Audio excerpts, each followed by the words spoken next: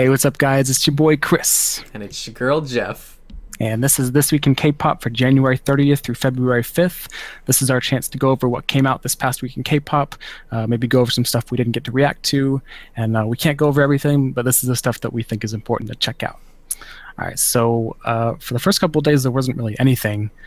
So first up, on February 1st, we got the biggest news of the week, which was, of course, Red Velvet with Rookie. This is their fourth mini album, title track obviously called Rookie. Apparently, they're also promoting Little Little on music shows. They're currently still killing it on the charts a week later. It's right now, I think it's number 6, which is pretty good. If you haven't checked out our reaction review for Rookie, go check that out now. We'll have a link in the description probably. But anyway, I gotta say, after listening to Rookie a couple times, I'm starting to like it a bit more than I did when we reacted to it at first. I know a lot of people in the comments said as well, like, oh, you gotta give it a couple listens, and you're right. I also still can't unhear Looky Looky. I really doubt that anyone can, so that still kind of fucks me up. But anyway, this is a super solid album, especially after listening to it multiple times. I feel like it really fits in with the rest of their like previous stuff.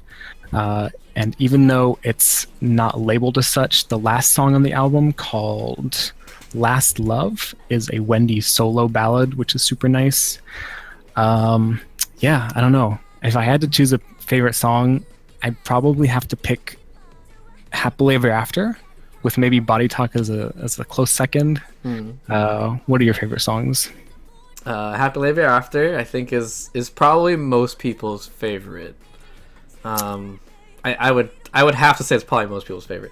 As for secondary, I don't know, dude. Body Talk and Talk to Me are really, really fucking close. I can't choose between them, really. All right. Well, anyway, we're gonna have an album review hopefully up in the next couple day or two. Fingers crossed that we get on that. Yeah.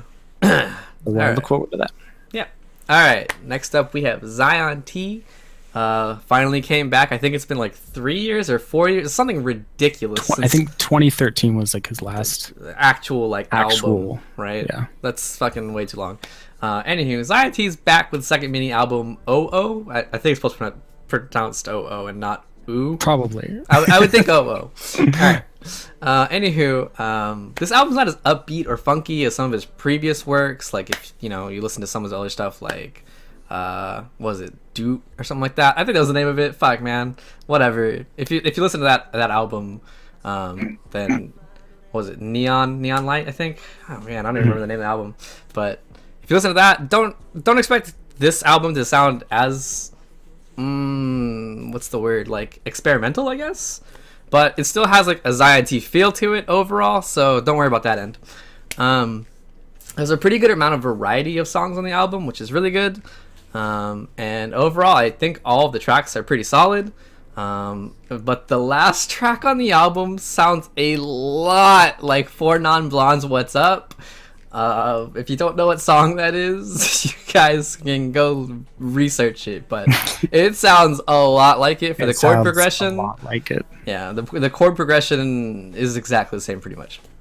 Anywho, I highly recommend the album to any of the fans of Zion T from previous years, or even if you're not familiar with them. Honestly, it's a solid album, so I recommend it anyway. All right, next up on February 2nd, we have Yu Jae Hwan and Dongwon from Beast with a single album called Universe. Again, a single album. I don't understand quite what that means because it's like 3 songs, but whatever. And also, it's a bit weird because the title track Universe features, I hope I'm not saying this wrong, Yosub, also from Beast, which is weird as well, but whatever. Anyway, the title track is kind of like an upbeat, funky jazz song. It's super fun. The other 2 are both ballads, so they're not really my cup of tea, or probably Jeff's either. We don't really listen to ballads. The first one's kind of like an acoustic guitar ballad. The second one's a piano ballad. But yeah, I think if you're into ballads, I think definitely check it out. Cool. I think probably like just for like the sake of talking about it, I think Beast is probably just in a weird spot right now with the whole cube thing. So maybe that's why it's like really weird, but.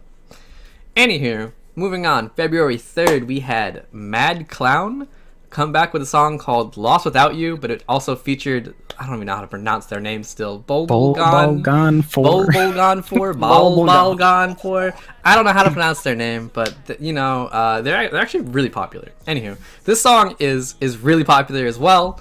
I'm not gonna make the pun of mad popular because that's too easy. I can see why it's popular though. I think it's got a really addictive instrumental that kind of like sets a really unique and different vibe for Mad Clown to kind of rap over it, and that's pretty cool. And I think Bubblegum 4 themselves have also charted really well last year, so I think that's also a part of why this song is really big right now. But regardless of any of that, I think the song is really, really good. And I can't really say much else other than that it sounds exactly like what you would expect if you heard that these two artists were gonna do some work together. I don't know. It sounds exactly like what you would expect and like imagine in your head. So, yeah. All right, next up, this is a song that I probably wouldn't normally cover on this. It's Suho from EXO and Song Young-ju with a song called Curtain. The reason I bring it up is because this is actually SM Station's last song, or at least currently. As you could say, they're closing the curtain on SM Station. You had to do that. You had to do this. So anyway, last year on February 3rd, SM Station came out with Taeyeon's song Rain, which was really good. And we've gotten a lot of great songs over the past year, especially some collaborations that maybe wouldn't have happened otherwise. So that's super cool. But yeah, this is a ballad song. Again, not really my cup of tea, but if you're into ballads and if you're into Suho, obviously you'll probably like this song. And also apparently SM Station, it's not done for good. They're coming back with a second season at some point, but they haven't released one, so I'm super excited for I that. think that's really weird. That's like Why a is really like it's really weird to say that SM Station is like going away, but only for like a really short time. Like, I don't know. Well, I figured the reasoning behind it is when they first announced it last year, it was like this is a year-long project, and they weren't sure if it was going to be successful or not. That's and so fair, now okay. that it has been successful, at the end they're saying, all right, we're going to come back for season 2. Okay. Yeah, I mean they could have probably just kept going, Right. and been like, it's been so successful, we're just going to keep on. Yeah, that's going. what I was thinking. That's what I was thinking though. That's why it's weird that But- they're closing down. But I mean, Who take knows? some time, make some new music. That's fine. Yep. Anywho, moving on to February 4th, we had Grace come back with Zombie High. If you guys don't know Gracie Grace, maybe you guys should go check her out. She's had a few songs before. I don't want to say she's popular, but she's known for being on Pretty Rap Star. So if you guys watch that, that's this Grace. Anywho, this song is a little bit less overpowering than Trick or Treat, which was her last single from last year. But not to a degree that makes it lose its edginess or anything. The song still kind of sounds like it's Grace, while just straying a little bit away from what we've heard from her from before. And I don't know if it's good or bad that it's kind of similar. I'm still on the fence on that because I'd like to see something else from her. But the last time we got something else from her was I'm Fine, Thank You, and I don't know about that. That was a little bit wonky. But anywho, I don't think the song's too crazy. I don't think it's like anything to write home about, but it has this cool sort of spooky dooky vibe that kind of makes it a little bit addicting. But I suppose that comes with the territory of naming your song Zombie High. So yeah, overall I'm not crazy about the song. I think it's pretty good, and I can see a lot of people finding it enjoyable. So check it out if you haven't, I guess. All right, and then the last thing for the week is from a group called Mask with their song Tina. This is their first single after they debuted last August, and I actually haven't listened to them before, but I think, Jeff, you said you had, right? Yes. What do talk you about think? Yeah. All right. Well, this single was a little bit disappointing for me. I actually really liked their debut mini.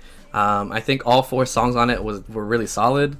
I didn't have any issues with any of them. I've actually listened to that mini more than I thought I did when I checked, which was pretty insane. So to hear this come back was a little bit disappointing because I didn't like it pretty much at all. I don't know if they decided to take a sharp turn from where their musical direction was before to try and get more attention because they were kind of passed up on. So I don't know if that's the reason, but I don't like the shift because I actually thought they were fine before. So Well, again, I don't have anything to really compare it to. I also thought it was okay. I probably didn't like or probably didn't dislike it as much as you did. It kind of reminded me a bit of like early 2000s like boy bands, kind of like Backstreet Boys and Sync kind of vibe. Maybe that's Yeah. just me. Yeah, But man, that's no, what I a little got. bit. But anyway, it was all right. The guitars were a bit overpowering, I think I remember. And what else didn't I like about that song? Oh, the raps were kind of weak. But overall, it was all right. So if you like their old stuff, maybe don't check it out. But if you I never heard would. of I Mask, personally wouldn't recommend it. if you've never heard of Mask, go check them out. They're kind of new goo, I guess. They're pretty new, goo. Yeah. Alrighty. Well, that's been this week. Hopefully, you guys learned of some stuff that maybe you didn't know about before. But anyway, thanks for watching. Let us know what you guys thought down in the comments below, and we'll see you next time. Peace. Peace.